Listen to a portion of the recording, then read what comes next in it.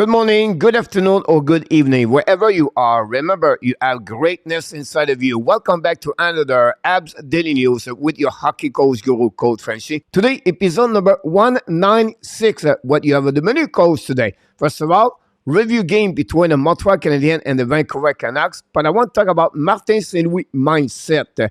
Finally, I consider my series of the NHL Draft 23. But before we start the first subject of the day, I want to invite you. Don't forget, please, to click on the likes, subscribe to the Hockey Nation Show, sharing this video, and leave me a comment about this episode. And let's dive in and talking about my first subject of the day. Subject, guys, about reviewing the game between the Montreal Canadiens and the Vancouver Canucks. They lost, but they learned. I promise you this, they learned a lot during that game. First of all, the Montreal Canadiens, it was a wild game.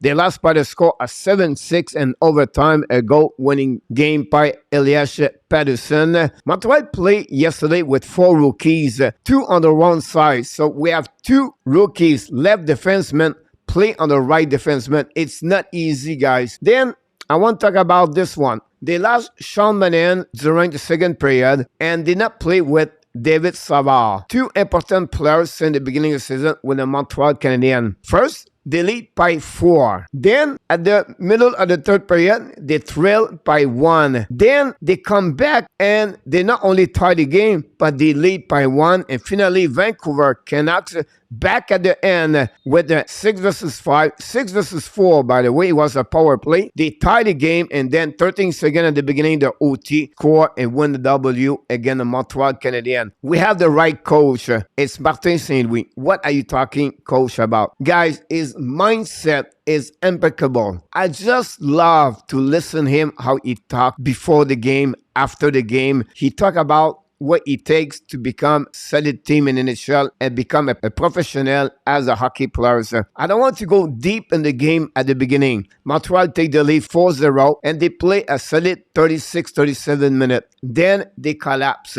They gave live back to the Canucks after a mistake, and then it was 4-1, 4-2 at the end of the second period. Then they scored back 3 goals back to back at the first 10 minutes. Martin Saint-Louis called a timeout with 11 minutes at the end of this game. And what he did is this way. He talked to them, not was upset, but explained to them, controlling their emotion, the roller coasters in the beginning of the game. So what he tried to accomplish to them is forget the lead 4-0. Focus where we are right now. We still have 11 minutes to play hockey. We still have the time to come back. And we still have the time to tie the game, and we still have the time to win the game. And that's what Martin Saint-Louis is behind the bench. And that's what I said to you. For me, his mindset is impeccable for what he does for the Montreal Canadiens. They have a lot we can talk about Martin Saint-Louis. But what I liked for Martin Saint-Louis after the game during the press conference, he never point any players. He said, this game is all about your emotion. This is what you need to learn to become better. He said, look, we understand this season is not about the score, but it's the way we play. Everything happening today, everything you need to learn. He said, look, every consequence, icing, save, a check, a penalty, a goal, everything is important during kind of wild game like tonight. He said, I play over 1,000 games, and the hockey is changing. It's not like it was before. You're going to see more comeback like never happening because it's all oriented with offensive goal. He said, look, that's okay. I'm not focusing on how we blow up the 4 goal. I'm focusing about the fact we come back and we take the lead about a couple of minutes before the end of this game. This is what showed me a lot of things. First of all, we never gave up. Secondly, we challenged the adversity in front of us. We did it. And for me, that showed to me the emotion still there. Whatsoever they blow up a 4-lead goal, we come back and play as a team together. Those characteristics are what we show up tonight. It's one another little step to learn as a hockey team and as a hockey players. And this, for me, that's the most important thing. And that's the beauty of Martin Saint-Louis behind the bench. You can't be disappointed fans because your Montreal Canadiens lost. For me, I don't see that way. I see the details. I see how Martin Saint-Louis talk to them. I see players step up whatsoever. they could collapse and give up after they gave the lead to the Vancouver Canucks by the score 5-4. No, they respond how Martin St. Louis explained to them, and they did very well. So for me, what I want to finish this subject, guys, is about they did not lose tonight, but they learned so much. And this is the way to become a better team a long term. If we're focusing that way, you're going to be excited about the Montreal Canadiens this season. If you're focusing Montreal should make the playoff, you're going to be disappointed. If you're focusing on that game tonight and you said Montreal blew the lead by 4 goals, you're going to be disappointed. But if you think about this was a wild game, it was an excited game. Yes, we lost, but we get 1 point and we show our characters and we show who we are as a team. And that's the way you should respond as an Habs fan and to understand how Martin St. Louis tried to accomplish behind the bench. He did not shun the goaltender. He did not panic. He calmed down everybody and still showed to them, look, guys, still 11 minutes to play hockey. Martin St. Louis talked after the game, every consequence count. In the same way, guys, if you are a Habs fans, guys, get up today. Say, you know what? This was a fun game to watch, and they got 1 point. I know we understand, but this is another way to become a better team a long term. This is part of the plan. That's what the Montreal Canadiens should learn with those games like last night against the Vancouver Canucks. So we have the right coach. I'm telling you right now, we have the right coach with the right mindset. A long term, we're going to benefit of everything what Martin St. Louis teach, motivate, communicate every single day to his group of his players and for the Montreal Canadiens. So this guy complete my first subject. I would love to hear from you guys your comments about this game, this wild game. And we know Montreal Canadiens play tonight against Seattle Kraken. You know, when I make those videos, I don't have any update. I expect Jake Allen between the pipe for the Montreal Canadiens. Yes, I did not talk about any mistake. I did not talk about bad penalty. I did not talk about Montembeault because I want to focusing, guys, on the positivity of this game. Like I said, we did not lose tonight. We learned.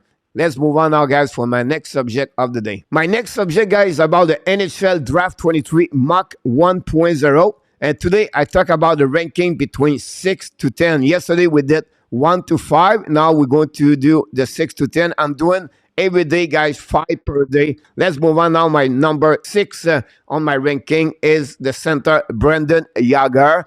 Play on the WHL for the Moose Jaw. Born January 3rd, 2005. He's a 5'10", 166, shoot on the right, and 28 game. He has 16 goals, 18 assists for 34 points. He played with a lot of speed and energy, showing the ability to carry on the puck, the eyes, make a skill play with pace. Yagar play hard, showing a commitment to making play without the puck and winning a lot of the battle. His main offensive weapon is his shot with his high hand, but he does have the slick hands and vision to beat defense and other ways. He has a lot of skill, this player. I think I would not be surprised. First of all, I know he's going to be the top 10. I'm not sure he's going to be a top 5, but listen, he have an amazing, great season so far with the Moose Jaw. The only thing I would say to you, if he can improve a little bit, is skating. That's the only thing I think he need. I can wait to see him at the World Junior Championship with the Team Canada. My number 7, I have to go, guy, with Edouard Sell from Czechia. Play right now for the BRNO. Born March 10, 2005, 6'2", 174, shoot on the left. Disappointment for me during the World Junior Championship during the summer, August. I would expect him a little bit better, but still play with now with the men and this league professional and 24 game. He have 3 goals, 3 assists for 6 points. He has looked like he's belonged with versus the men so far this season. He is not surprising given how talented he is. He's a good size winger. I look 6'2", who skate well and has legit offensive abilities. He can make highly skilled a skill, play on the move, and he is someone who can run a power play off the flank as well. I think he is a really talented player. I wouldn't be surprised he's going to be the top 10 for the NHL Draft 2023. I can't wait to see him represent Czechia for during the next World Junior Championship. If he can increasing his power, stride, skating that were helping him, and his possibility, his physicality. But again, he's only 17 years old. My number 8 on my ranking is going to go with William Smith. We call him Will Smith. He plays right now for the NTDP. Born March 17, 2005. 6 foot, 178 pounds. Shoot on the right. He's another center. Guys, in 30 games, that's include or combine is USHL and the USD. He has right now 21 goals, 33 assists for a total of 54 points. He has a lot of individual skill. Is a strong skater. By the way, he's the best player on the US team this season at U18. He able to beat a lot of defender a one-on-one. He can break, shift, open. Smith is a high-end playmaker who can make a lot of difficult play on the move. He's also a strong goal scorer who is a threat to finish from mid-range. Again, I like what I saw for this season. He starts strong in the beginning of the season. First of all, he's already committed to go with the Boston Terriers and NCAA next season. But again, I would not be surprised he become a top 10 for the upcoming NHL draft. My number 9, guys, I have to go with the left winger, Zach Benson. Play right now for the Winnipeg Ice. Born May 12, 2005. He's only 5'9", 160. Shoot on the left. 26 games, 15 goals, 23 assists, 38 points. Have a good season so far in the WHL. He got a lot of ton of skill and creativity. Been a true offensive threat anytime is near to the puck in the offensive zone. Benson lack ideal size at 5'9", but he's play hard, getting his nose dirty and winning more battles than you expect. Again, is another 5'9". I think he's going to be fine in NHL. Not sure he's going to be a top 6 or maybe a top 9, but the guy is shifty, a great vision, great hand, he can score. My last one of the day, guys, team number is number 10. It's Callum Ritchie. Play OHL with Oshawa, born June 21st, 2005. A big 6'2", 187. Another center,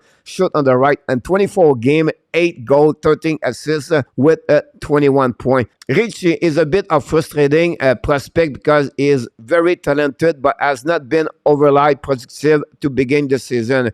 He is 6'2", a strong skater. He has a lot of skill and playmaking ability. He has the puck on the string type of hands and he can make tough play at a fast speed. Ritchie is a very good passer who is seen consistently. And I tell you right there, the guy have a size and he produce not too bad. He's a little bit better for the month of November. If he continues to produce like he did in November, not be surprised he's a top 10. I like his size. I like his skating. I like his hands. He's another player. I would not be surprised finish strong the year and possibly to increasing his value for the next NHL draft 2023. It does conclude, guys, my second subject of the NHL Prospect 23. Here we go, guys. This concludes my episode of the day. Hopefully you will enjoy it. We review the game between Montreal Canadiens and the Vancouver Canucks, but it was more about Martin St. Louis. And finally, my second subject was about the NHL draft ranking 6 to 10. But before we leave, we invite you, don't forget to click on the like, subscribe to Hockey Nation Show, leave me a comment, and of course, sharing this video. Don't forget, tonight we are back at 10 o'clock p.m. for another play-by-play. Montreal Canadiens are going to play again at Seattle Kraken. Until the next video, my friend, we wish you an amazing, blessing day, everybody.